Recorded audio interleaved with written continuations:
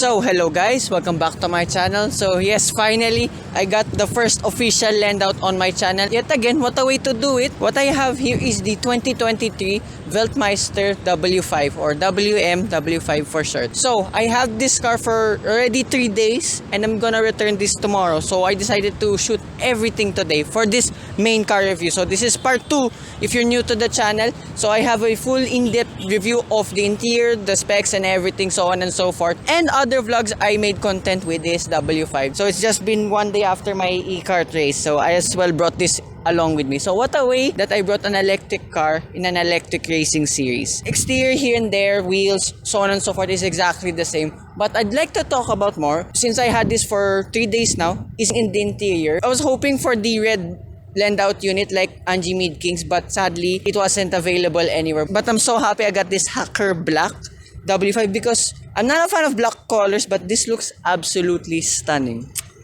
So yeah, join you in the interior. So here now in the interior of the W5, it's exactly the same like before. No updates yet here and there. Sadly, Apple CarPlay is not yet present, or if there will be an update coming.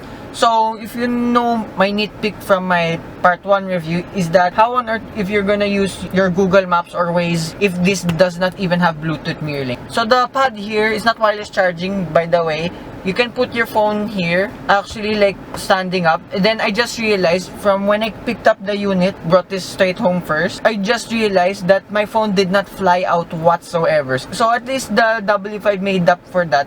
And for the infotainment, remember my part 1 review, I did the full in-detailed review of that. But this is something I never realized in the part 1 review. My biggest nitpick along with my friends is the speakers. It may not be the best out there. If you remember my vlog 2 with my friends, we complained the speakers aren't great. It still is to this day, but there's a sound equalizer. My mom actually found this feature, so you can just max it out and have bass. It's still not great, but it's better than the standard modes. So we just played with the jazz mode and then put everything up to 11. And 2, there's sound balancing. I mean, it's nice stuff, but I noticed it's only for the front passengers. So another underrated thing with this W5 is the air conditioning system. So of course, like here in BGC, I'm parked under the sun. Then in less than 5 minutes, I put the aircon in full blast. It was already stone cold. I love the air conditioning system of this. It's no Nissan-like, but very, very close, I have to say.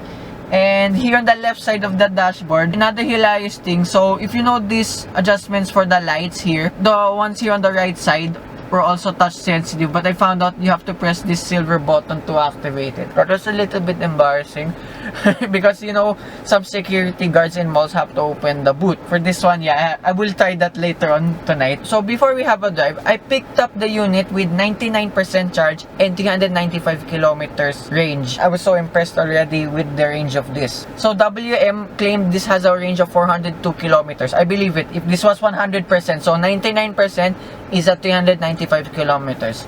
So it's day 3 now. So I have 62% charge and 262 kilometers left to range because I just left this on while shooting this review right now. For what this is, that's pretty good. I mean, you know me, I drive almost every day for doing these things for all of you guys. This has more range than my personal car alone. I'm really amazed. This is one step closer for convincing me to buy an electric car. No joke, I really want one now. My mom loves it, my sis loves it. What else there's to talk about? It's almost a near perfect electric car, I have to say. So going back to the range, in those 3 days alone, so I filled that with the infotainment here. So the best energy consumption I got is watts per 100 kilometers.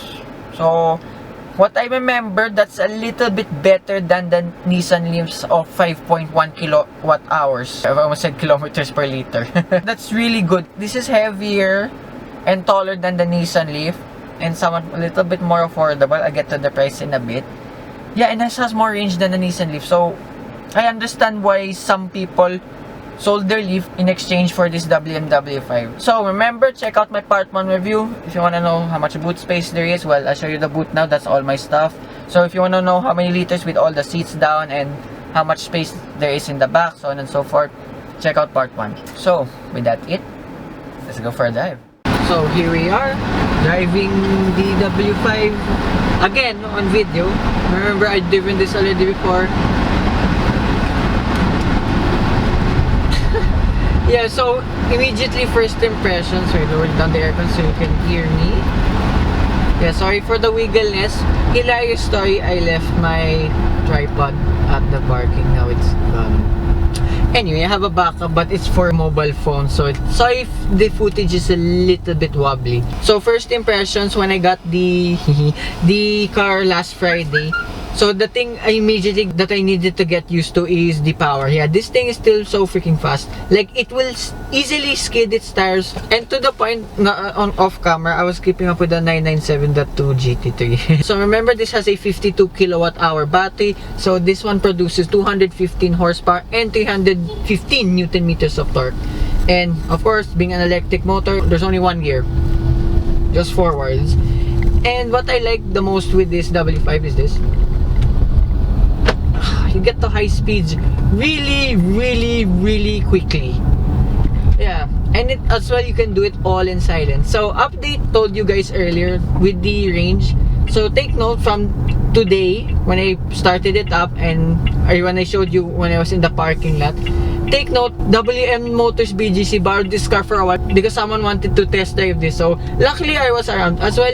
Shout out to them again, WM Motors BGC. You may contact the following SEs in the video. Their contact details will be in the description down below. Thank you again to Sir Kristoff for making this lend out possible, my first official lend out. And here, rough patches are road, out in BGC. So I won't show footage of highway, but when I drove it at highway speeds 80 to 100 kilometers per hour, NVH here is excellent. Even though these are just regular road tires, I never heard any issues with road noise. NVH is among one of the best Chinese vehicles I've tried out so far. Yeah, my first impressions with my mom and sister when they were on board, yeah, they were shocked with the power. It is mesmerizing, I have to say. While we're moving now, the first thing I immediately noticed day one, there is a state of driving meter here. I don't know what you call it. So if you can see this clip, it's green, so that means I'm braking or the brake's doing its thing. It's regenerative braking. So on the blue bit, that's probably you're driving at its most efficient. And of course, if it's full red, it's full on power, baby. I never saw that when I test drove this the first time here at BGC2. And few more things that I noticed while driving. The blind spot here on all the A pillars. I never noticed that ever. Here, power. Jesus Christ. Wow. This is the thing I have to get used to with electric cars. They're flipping crazy fast, no matter what. This biggest competition is the Nissan Leaf. I would say just as fast, or the Leaf could be slightly faster because since that was a hatchback, this is a compact SUV. Yeah, speaking of compact SUV, driving this around, this thing is really big to the point I remember having a Ford Territory land out. This feels as big as that, I have to say. I mean, the thing is, you have all the space in the world. I'm surprised. My mom noticed this too when she was riding at the back of this W5. She tend to notice the rear suspension is a little bit stiffer than the ones here at front. So yeah, you can hear in some clips, like the one in the bumpy part of BGC. I'll show you the suspension test too.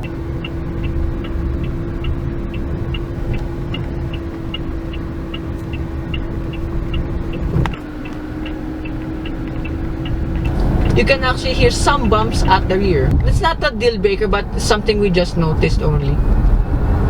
And of course, driving this in the twisties, like example C5 road, they pick this up at Taguig, going here to BGC again. Okay, I love driving there. I noticed this has slight body lean only, but it's not too bad at all. Oh yeah, another thing I never mentioned, this has steering modes. So there's normal and sport mode.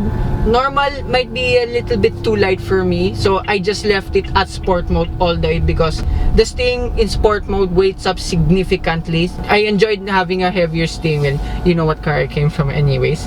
I left this car at eco mode all the way because sport is, I gotta be honest, for once I'm saying this, sport mode is too crazy because sport just wants to put its power down all the time. So for the regen braking, you have to flick it up and down. But I found there's a little bit of delay. So it's like 2 rotations before it actually goes back to either 0, level 1 regen, level 2 regen. Well, that's only the 3 modes. Anyway, a little bit delay with that, but in the end, I didn't mind.